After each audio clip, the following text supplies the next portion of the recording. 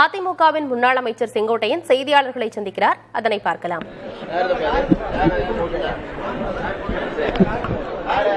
நான் தெரிவித்துக் கொள்கிறேன்.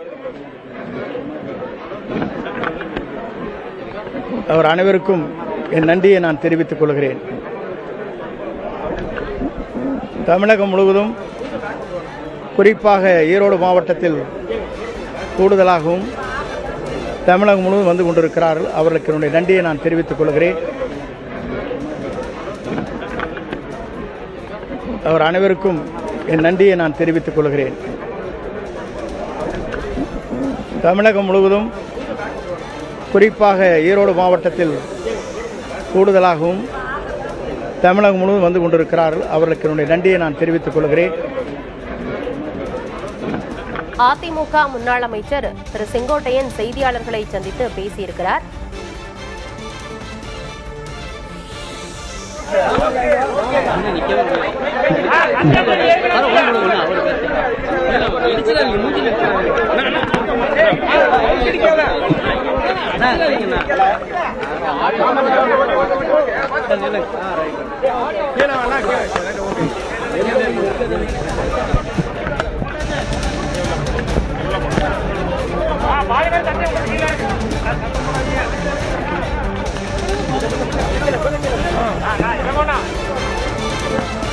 அனைத்து இந்திய அண்ணா திராவிட முன்னேற்ற கழகத்தின் புரட்சித் தலைவர் அனைத்து இந்திய அண்ணா திராவிட முன்னேற்ற கழகத்தின் புரட்சித் தலைவர்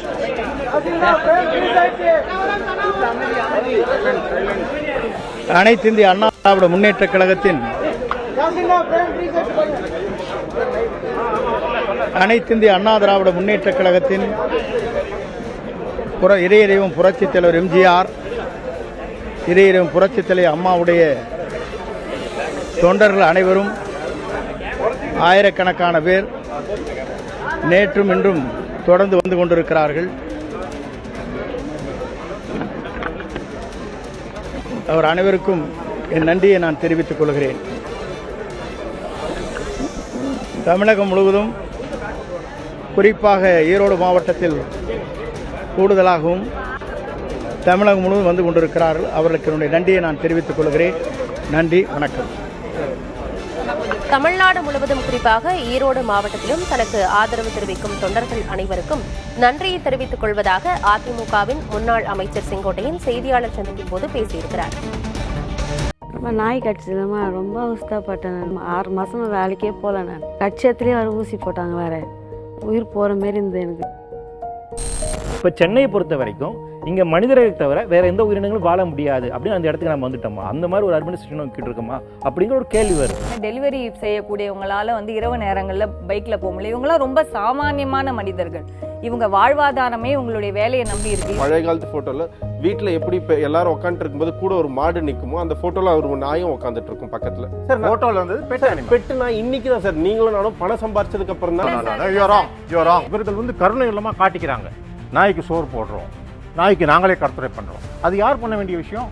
கார்ப்பரேஷன் பண்ண வேண்டிய விஷயம் சார். நீங்க எதுக்கு பண்றீங்க? கார்ப்பரேஷன் பிகினிங்க பண்ண முடியும். இப்போ இங்க வந்து கேக்குறீங்க. நீங்க உங்கள அங்க போய் பிகினிங்க கேட்க வேண்டியதானே. ஒரு குரங்குட்டியை நீ வீட்டுக்கு எடுத்து முடியுமா? நீ கார்ப்பரேஷன் வந்து குரங்குட்டியை வீட்டுக்கு எடுத்து முடியுமா? ஃபாரஸ்ட்காரன் உங்களை அரெஸ்ட் பண்ணி கொண்டு போறோம். நாய்க்குட்டியை கொண்டாந்து வெச்சு நீங்க தான் பெருக்கி விட்டாரு. யாரு சொன்னா? நான் இங்க தான் இருக்கணும் யாரு சொன்னா? நீங்க தான் சொல்றீங்க. இல்ல நாய் என்ன நாயோட கூண்டு வாழ சொல்றீங்க. எதுக்கு நான் கூடி வாழணும் சார்? நாயை எப்படி பராமரிக்கிறது, அதனால என்ன ஆபத்து, என்ன பிரச்சனை தான் எல்லாம் பேசிட்டு இருந்தாங்க.